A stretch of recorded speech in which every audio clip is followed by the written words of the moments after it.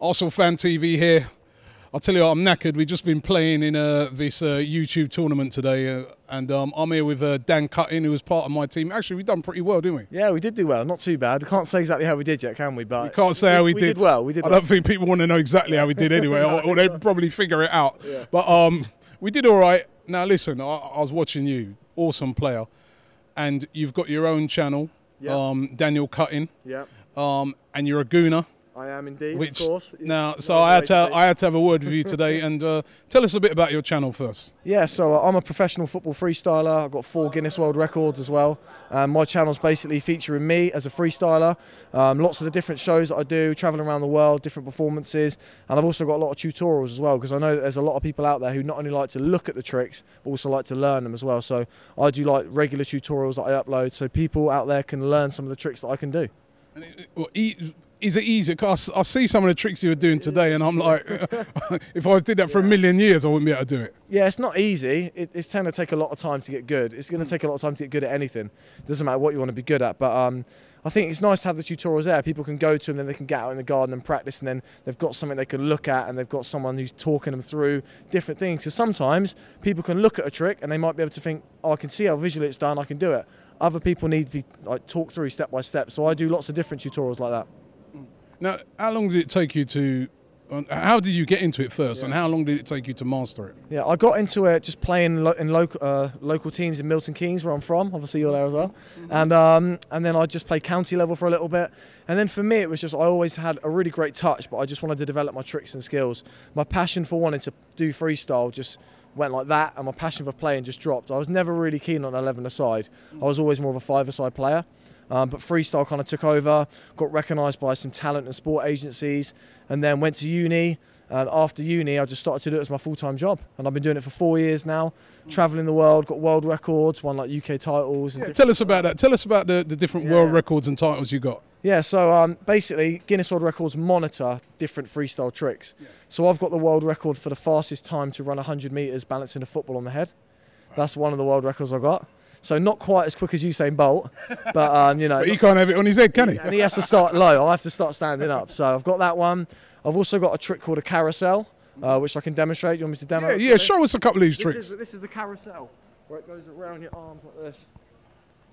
So I've got the world record for that, which is how many you can do in 1 minute. Yeah. And the old record was 63, so more than 1 a second. You've got to remember, it's the dizzy, really dizzy. And I did 69 last year on Guinness World Records TV in Rome. Wow. So in front of 2.5 million people. Wow, so wow, awesome. And there's other tricks, like a face roll. Really, yeah, show us some of these tricks. Really popular trick. It's called a face roll. Rolling the ball from temple to temple like that. Yep. And I've got the world record for the most of those in a row. I did 1,810. So I rolled the ball side to side for nearly an hour. Just like that.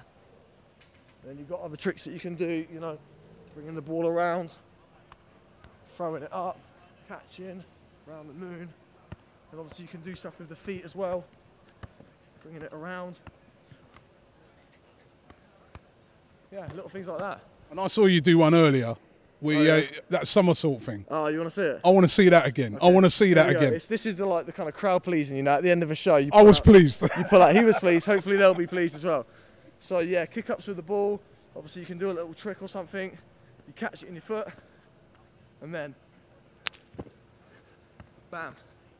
Are you honestly reckon you could teach me that? No. I haven't got a tutorial on that one on the channel.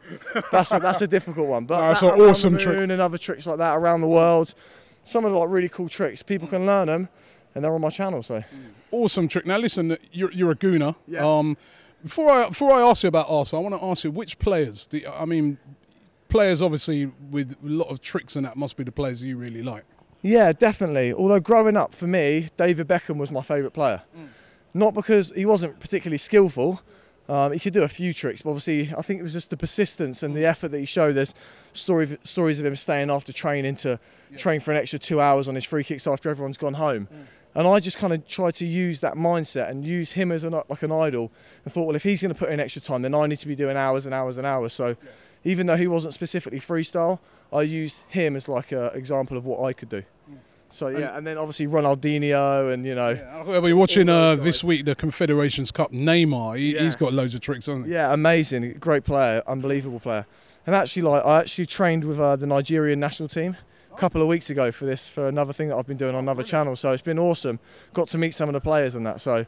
And they got some very skillful, quick players there as well, haven't they? Africans are just known for their kind of like flair, aren't they? And that just they play with that kind of like just looks so good, that touch and that composure. So, but I still taught them a few tricks, you know. Still taught them a few. Definitely. Now Arsenal. Let's talk Arsenal now. Oh, okay.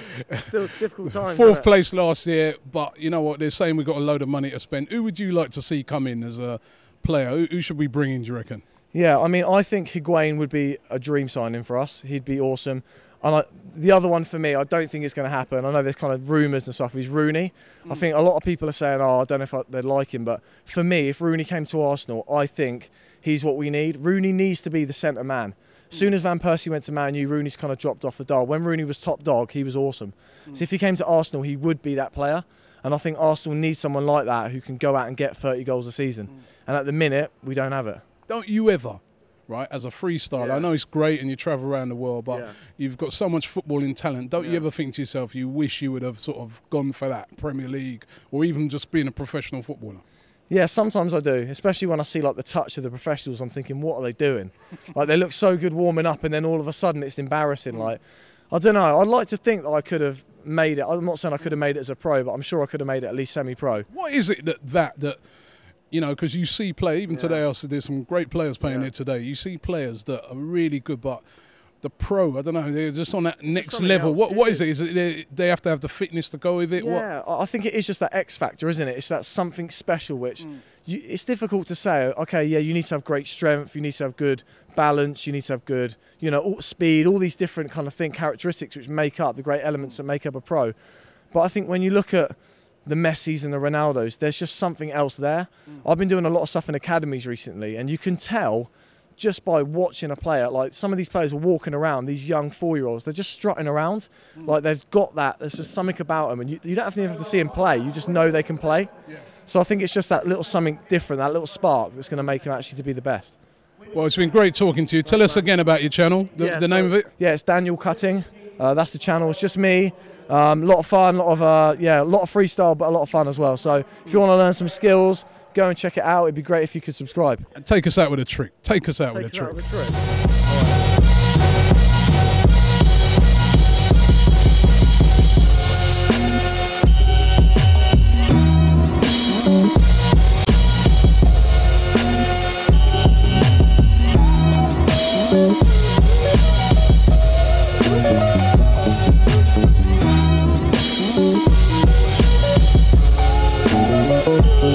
right.